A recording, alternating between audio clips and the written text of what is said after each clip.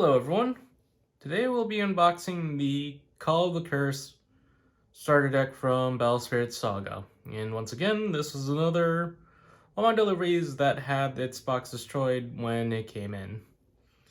Going into the unboxing, first off we have the Soul Core and the normal jazz with it, such as the regular cores and the playmat. And well, you have two sets of cores in here to start off. And then cracking open the structure.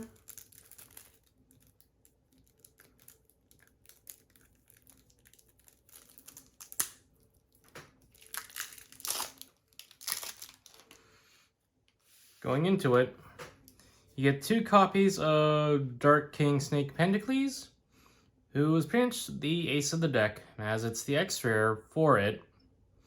And well, going into how purple plays, it's all about core control and a few other bits of sneaky control that allows you to gain ahead in the game. With Pentacles, for example, allowing you to pretty much set everything back down to level 0 on your opponent's side.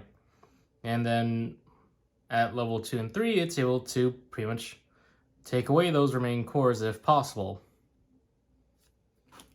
Next would be 3 copies of Dragonaga Assassin, who is pretty much a very powerful card for this deck. As well, one of Purple's specialties is Curse, which allows it to take out the defending spirit that blocks the spirit with Curse. And one reason Dragonaga Assassin is good is because of its level 3 effect when it has the Soul Core, which allows you to draw, which is a point of draw power for this deck. Next would be the Segro Snake, which is pretty much very, well, purple active. Then Mumira at 4, pretty much being another core removal aspect. 3 Demo Bones, just for a 1-cost vanilla that's cheap once you've established the board. The 3 Mummy Fence, another vanilla. 3 Oka Pendle, which is a curse with nothing else. Dark Knight Florence at 3, which is a curse. Skullfly at 3, which is another vanilla.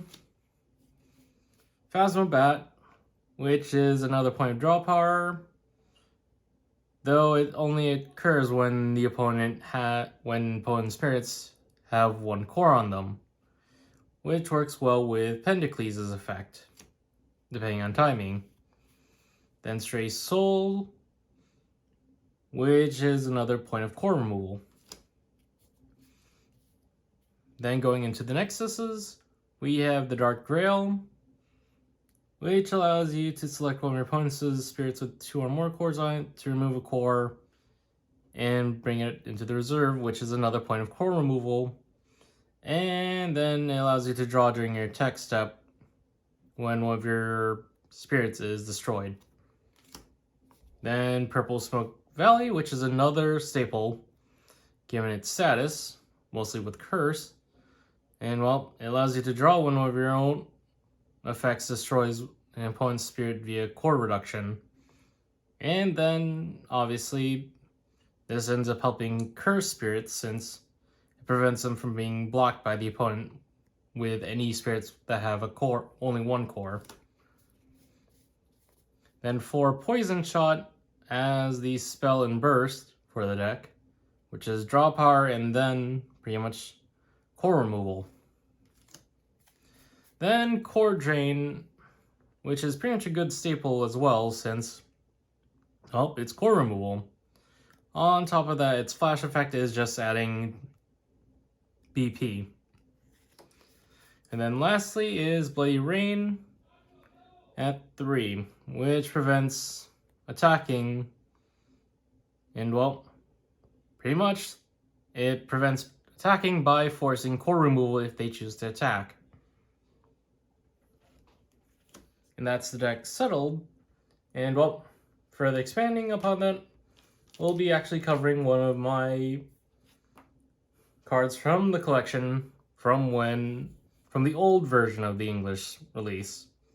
This being the Great Armored Lord Death Tauros, which is essentially a dual color of purple and green, actually being a combination of 2 X rares. Though, obviously, this is back to covering the difference between the X rares of then and now. For the most part, X rares here aren't denoted anymore with the X in its text box, as you can see.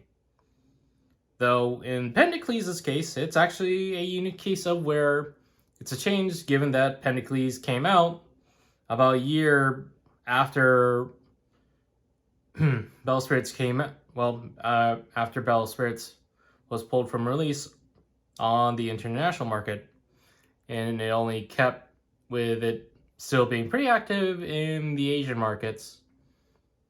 And well, as you can see, with this comparison showing now, we have the pretty much original Pendicles.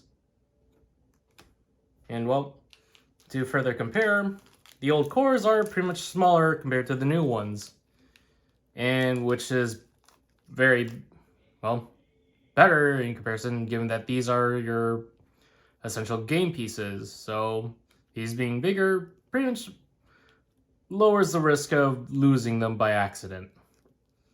But overall, that is my review of the Call of the Curse structure deck for Battle Spirits Saga.